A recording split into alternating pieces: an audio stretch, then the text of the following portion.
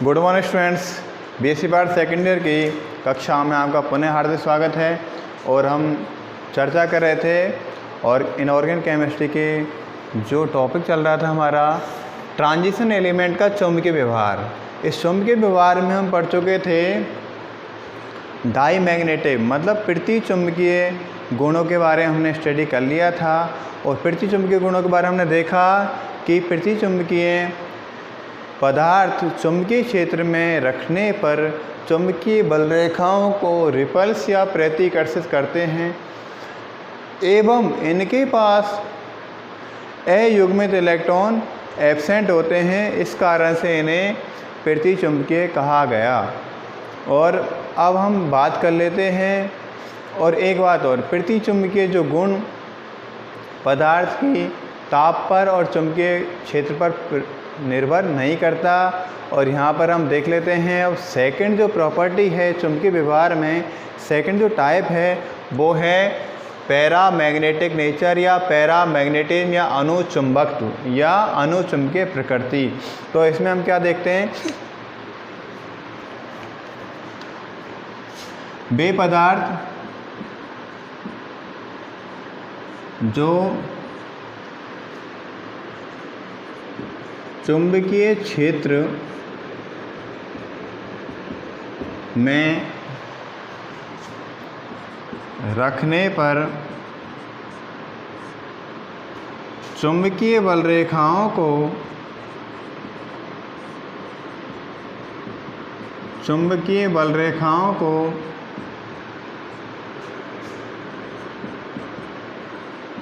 अपनी तरफ क्या करते हैं, आकर्षित करते हैं, अपनी तरफ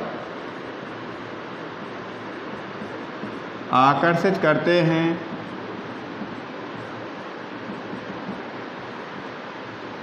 उन्हें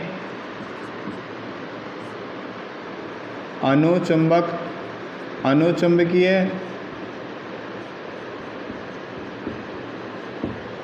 पदार्थ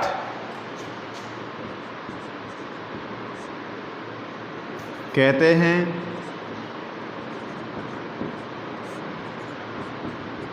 एवं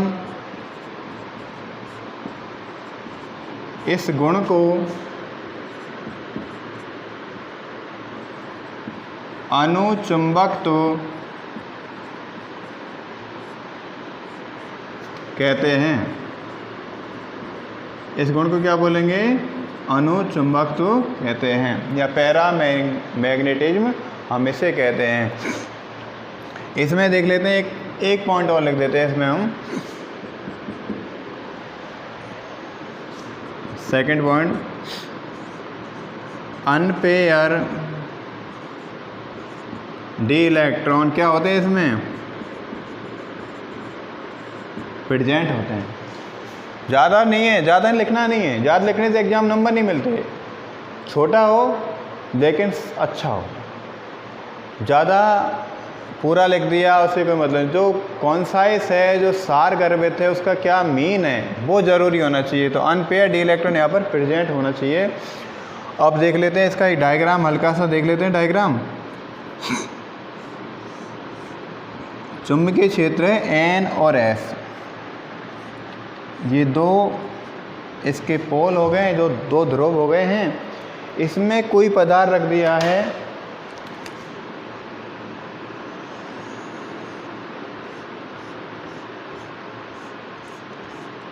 अब ये पदार्थ चुंबकीय है मतलब अनुचुंबकीय है या प्रतिचुंबकीय है, इस बात का जो पता कैसे लगेगा, चुंबकीय क्षेत्र में रखा हुआ है।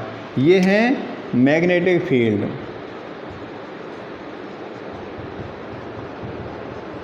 चुंबकीय क्षेत्र में रख दिया तो चुंबकीय बल रेखाएं यदि ये पदार्थ आकर्षित करता अपनी तरफ तो ये पैरामैग्नेटिक या अनुचुंबकीय पदार्थ कहलाएगा। और ये प्रॉपर्टीज की कहलाएगी अनुचुंबकत्व। तो यहाँ पर देखो, ये चुंबकीय बल रेखाओं को मैं नीले मार्कर द्वारा शो कर रहा हूँ। तो चुंबकीय बल रेखाओं को अपनी ओर ये आकर्षित कर रहा है, ये पदार्थ अपने में से जाने दे रहा है। तो इसका अर्थ ये है इसमें आकर्षण की क्षमता है, पावर ऑफ अट्रैक्शन इसमें मैक्सिमम हाई है। तो ये पदार्थ क्या कहलाएगा? ये पदार्थ हो जाएगा अपना पैरामैग्नेटिक। कैसा पदार्थ है ये?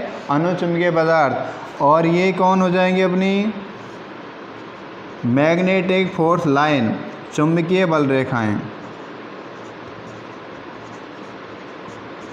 चुंबकीय बल रेखाएं।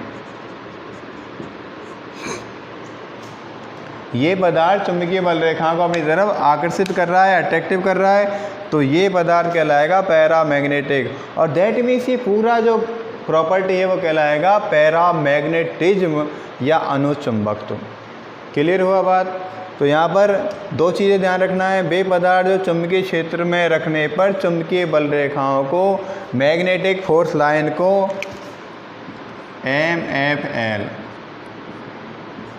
को अपनी तरफ आकर्षित करते हैं, उन्हें हम क्या बोलते हैं? अनुचुंबकीय पदार्थ कहते हैं। और इस गुण को बोलेंगे हम अनुचुंबक। राइट? क्लियर हुआ? और ज़्यादा इसमें कुछ नहीं है। अब इसकी निर्भरता क्या है? निर्भरता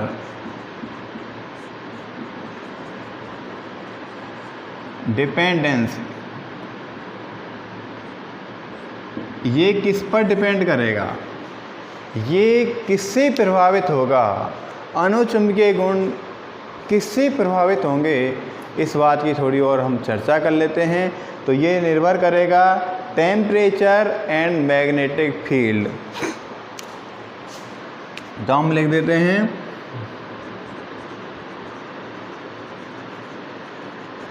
paramagnetism depend on number 1 magnetic field. Magnetic field यदि ऐसा है जहाँ पर ज़्यादा पावरफुल है तो वो चुंबकीय बल रेखाओं को बहुत इजीली अपनी तरफ अट्रैक्ट करेगा, तो इस पर भी डिपेंड करेगा। और मैग्नेटिक फील्ड है ही नहीं है तो वो अट्रैक्ट नहीं करेगा, तो मैग्नेटिक फील्ड पे करेगा। और दूसरा करेगा मैग्नेटिक फील्ड बोले तो H, और सेकंड जो करेगा ये टेम्परेचर।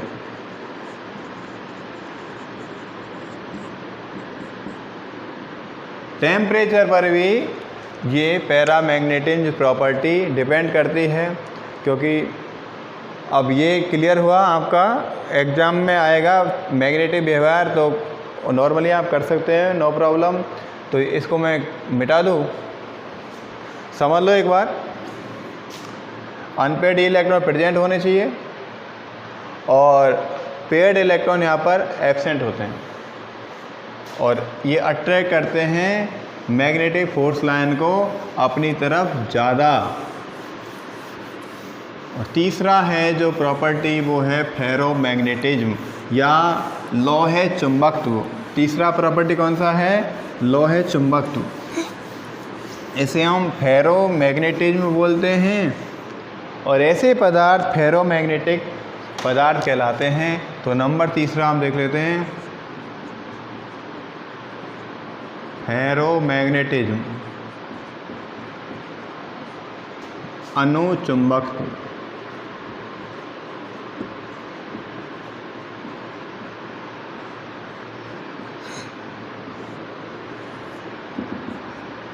सॉरी गलत वो लिख दिया भाई, लोहे चुंबकत्व। क्या आएगा? लोहे चुंबकत्व। फेरोमैग्नेटिज्म बोले तो लोहे चुंबकत्व, क्योंकि ये दो शब्दों से मिलकर बना है। FERRO, फेरो, फेरो होता है फेरम मतलब लोहा, मैग्नेटिज्म मतलब चुंबकीय। तो ऐसा गुण इसमें देखो, अनुचुंबकीय गुण तो होगा ही होगा, लेकिन ये गुण प्रमुखता से लोहों में ज़्यादा पाया जाता है, आयरन में ज़्यादा पाया जाता है। इस कारण से इसका नाम फेरोमैग्नेटिज्म या लोहे चुंबकत्व पड़ा। इसको हम इस तरह क्लियर करके लिख सकते हैं। यह पहले क्या लिख देंगे? यह है पैरामैग्नेटिज्म। अनुचुंबकीय का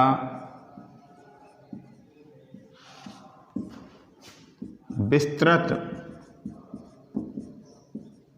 रूप या गुण है। किसका है? यह पैरामैग्नेटिक का विस्तृत रूप या गुण है। थोड़ा ज़्यादा है। इसके बाद कुछ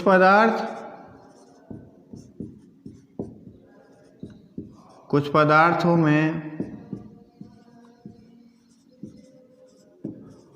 अणुचुंबकत्व गुण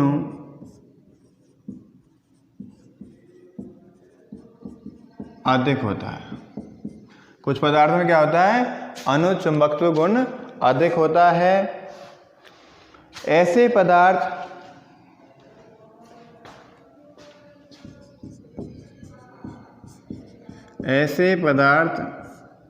चुंबकीय क्षेत्र में रखने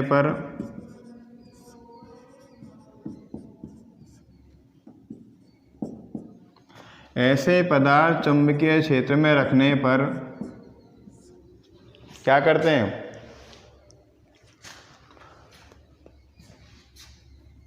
स्थायित्व चुंबकीय गुण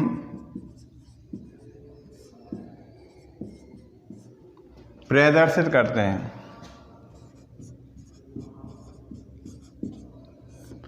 स्थायित्व चुंबकीय गुण प्रदर्शित करते हैं।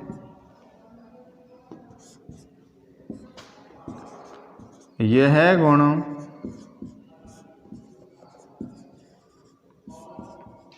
मुख्य रूप से आयरन, फेरम, लोहा में पाया जाता है।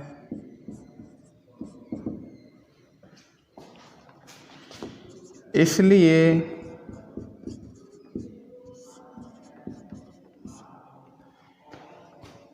इस गुण को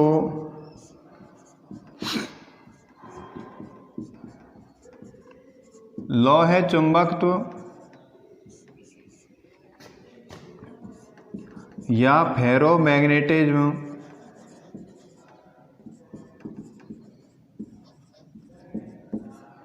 कहते हैं। इसलिए क्या बोलेंगे? लौह चुंबकत्व या फेरोमैग्नेटिज्म कहते हैं। क्लियर हुई बात? तो लोहा यहाँ पर मुख्य रूप से, क्योंकि लोहा में चुंबकीय प्रवृत्ति शो करने का अधिकता से या ज़्यादा गुण पाया जाता है, इसलिए इसे लोहे चुंबकत्व या फेरोमैग्नेटिज्म बोलते हैं। अब इस आधार पर कुछ हमारे क्वेश्चन हैं। कुछ क्वेश्चंस डिपेंड ऑन या बेस्ड ऑन मैग्नेटिक नेचर या चुंबकीय व्यवहार पर कुछ हमारे क्वेश्चन हैं। एक क्वेश्चन मैं आपको सॉल्व करवा देता हूं और देखते हैं वो क्वेश्चन कौन सा होगा।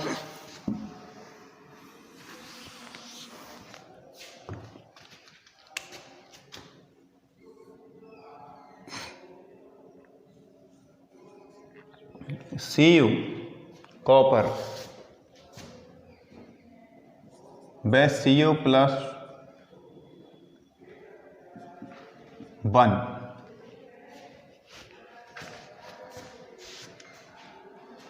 Cu प्लस 1 Cu प्लस 2 कर लेते हैं। Cu व Cu प्लस 2 की चुंबकीय प्रवृत्ति एक एग्जाम्पल हम ले रहे हैं इसका।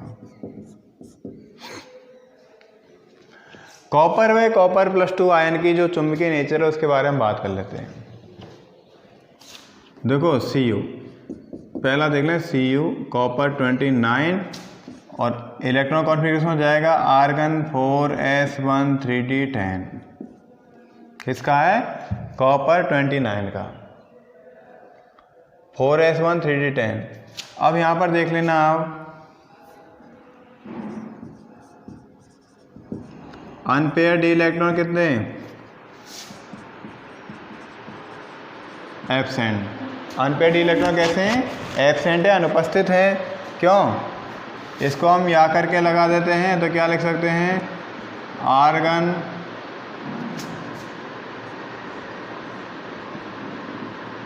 डी का ही देखना होगा इसमें, ये बहुत बड़ी इसकी कमी रह गई थी। 3D 1 2 3 4 5 6 7 8 9 10 all electron are pair, all electrons are pair, सभी कैसे हैं, युग्मित है। अनपेयर्ड इलेक्ट्रॉन क्या है, यहाँ पर एब्सेंट है। युग्मित इलेक्ट्रॉन क्या है, एब्सेंट है। तो मैग्नेटिक नेचर क्या हो जाएगा इसका,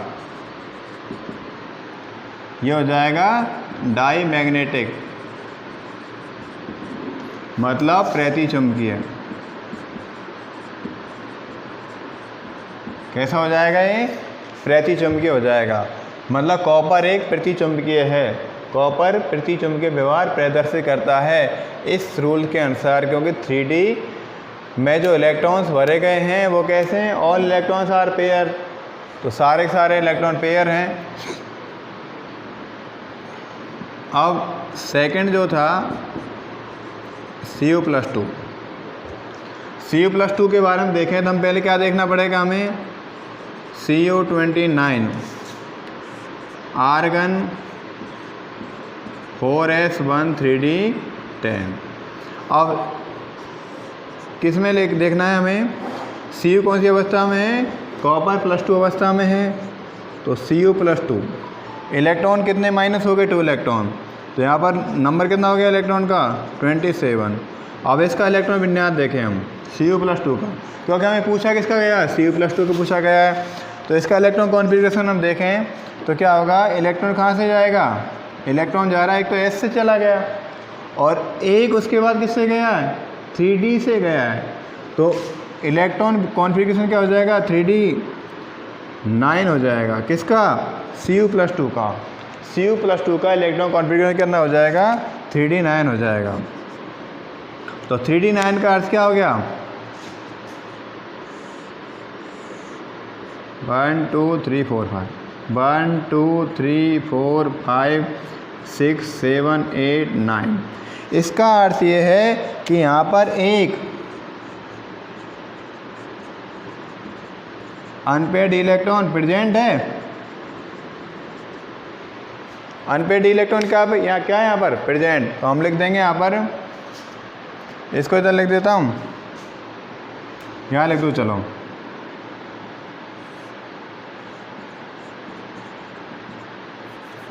Cu+2 में अनपेयर डी इलेक्ट्रॉन क्या है, प्रेजेंट। तो ये कैसा हो जाएगा, मैग्नेटिक नेचर क्या हो जाएगा इसकी, अनपेयर्ड इलेक्ट्रॉन यदि प्रेजेंट है तो मैग्नेटिक नेचर हो जाएगा, ध्यान देना, पैरामैग्नेटिक। पैरामैग्नेटिक मतलब अनुचुंबकीय। तो आप इजीली इलेक्ट्रॉन विन्यास भरते समय ये ध्यान दें कि ये पेयर इलेक्ट्रॉन है डी में या अनपेयर इलेक्ट्रॉन है डी ऑर्बिटल में। यदि पेयर्ड हैं तो ये डाई मैग्नेटिक हो जाएगा और अनपेयर्ड हैं तो ये पैरामैग्नेटिक होगा। तो क्लियर करना, इस तरह क्वेश्चन आते हैं। इस तरह क्वेश्चन ये भी आ सकता है, कॉपर एक प्रतिचुंबकीय है जबकि कॉपर +2 आयन अनुचुंबकीय है, क्यों? तो उसका आसान एग्जाम आंसर इस तरह हो जाएगा। नो प्रॉब्लम, कर सकते हैं, अच्छे ढंग से कर सकते हैं। और इसी के साथ हम यहाँ पर आज स्टॉप करते हैं अपनी अध्ययन को। कल फिर मिलते हैं कुछ नए क्वेश्चन के साथ, कुछ नए टॉपिक के साथ। जब तक खुश रहिए, मस्त रहिए। Thank you very much, all the best.